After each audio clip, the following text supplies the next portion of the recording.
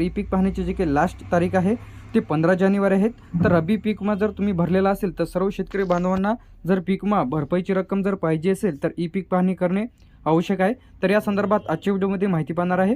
तर व्हिडिओला स्किप न करता शेवटपर्यंत बघा.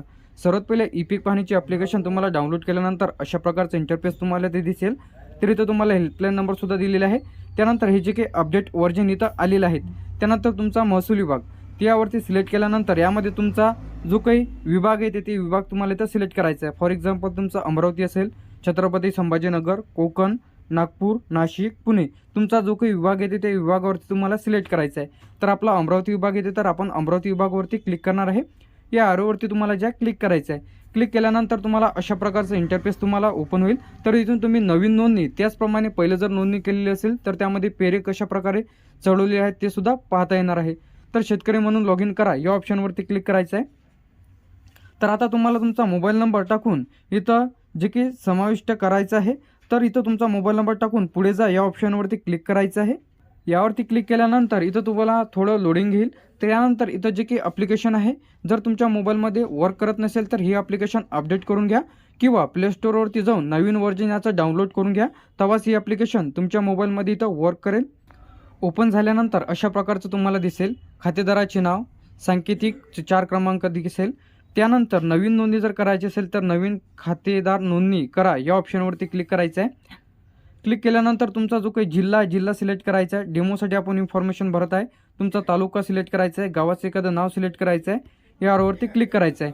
क्लिक केल्यानंतर तुम्ही तुमचा जो काही सर्वे नंबर आहे इथून सर्च करायचा आहे. मधले नाव, आडले नाव सर्च केल्यानंतर यावरती क्लिक केल्यानंतर तुम्ही तुमचं जे काही नोंदणी झाल्यानंतर तुम्हाला अशा प्रकारचं इंटरफेस तुम्हाला ते दिसेल. त्यानंतर इथं तुम्हाला तुमचं ॲटोमॅटिकली बाहेर येऊन जाल. त्यानंतर खातेदार नोंदणी यावरती क्लिक करायचं आहे. तर एखाद्या डेमोसाठी आपण कोणाचं एखादं सिलेक्ट करून घेऊ. सांकेतिक विसरला यावरती क्लिक करून त्याचा सांकेतिक नंबर इथं ज्या टाकून घ्यायचा आहे. सांकेतिक नंबर इथंच तुम्हाला दिसेल. सांकेतिक विसरला ज्या इथं शेतकऱ्याचे नाव आल्यानंतर इथं तुम्हाला यारोवरती ज्या क्लिक करायचं आहे. क्लिक केल्यानंतर डायरेक्टली आपण त्यामध्ये लॉग इन झालेलो होतो. आता तर इथून तुम्ही तुमच्या झाडेसुद्धा चढवू शकता सातबाऱ्यावर. जर बोरवेल विहीर चढवायचं असेल तर ते सुद्धा आजच्या व्हिडिओमध्ये माहिती पाहणार आहे. तर आता पिकाची माहिती नोंदवा या ऑप्शनवरती क्लिक करायचं आहे. तर ई पीक पाहणी करताना कोणत्या चुका करायच्या नाही ते सुद्धा पाहणार आहे. तर इथे ज्या शेतकऱ्याचं तुम्ही करता डेट तुम्हाला इथे दिसेल, त्यांचं नाव वगैरे दिसेल.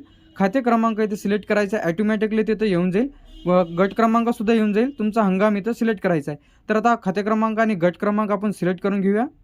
सिलेक्ट केल्यानंतर खाली त्यांचे जे काही टोटल खाते क्रमांक आणि सर्व नंबर ॲटोमॅटिकली तिथं येऊन जाईल.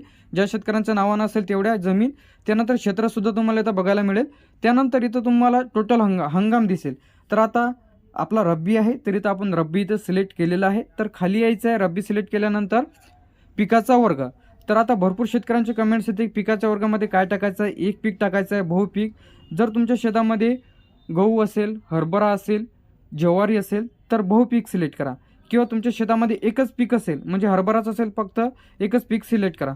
तर इथं आपण जे आहे इथं बहुपीक म्हणजे मिश्र पीक यावरती जे सिलेक्ट करायचं आहे. मुख्य पीक आता तुमच्या शेतामध्ये काय आहे तर इथं तुम्हाला हरभरा आहे. हरभरा इथे सिलेक्ट करा. त्याचं जे काही क्षेत्र आहे ते तुम्हाला इथं टाकायचं आहे. 0.1 एकर टाकायचं असेल तर 0.40 टाका. डेट टाकायची लागवडीची कधी केली होती तुम्ही. तर डेमोसाठी आपण इन्फॉर्मेशन भरत आहे. त्याचप्रमाणे इथं तुम्हाला रब्बी सिलेक्ट केल्यानंतर इथं पुन्हा आपलं जे काही क्षेत्र आहे ते टाकायचं आहे पिकाचा. त्यानंतर सोयाबीन आपण जे काही हरभरा इथं टाकलेला आहे. त्याचप्रमाणे तुम्ही जे काही शेतामध्ये लावलेलं आहे फॉर एक्झाम्पल भुईमुग असेल जे काही टाकलेलं असेल त्याची डेट इथं सिलेक्ट करून घ्या. जे काही लागवडीची डेट आहे. त्यानंतर खाली आल्यानंतर आता हे महत्त्वाचा पॉईंट आहे जलसिंचनाचे साधन. आता जे काही तुम्ही इथून चढवाल जर तुमचा कोरडवाहू असेल तर कोरडवाहू सिलेक्ट करा.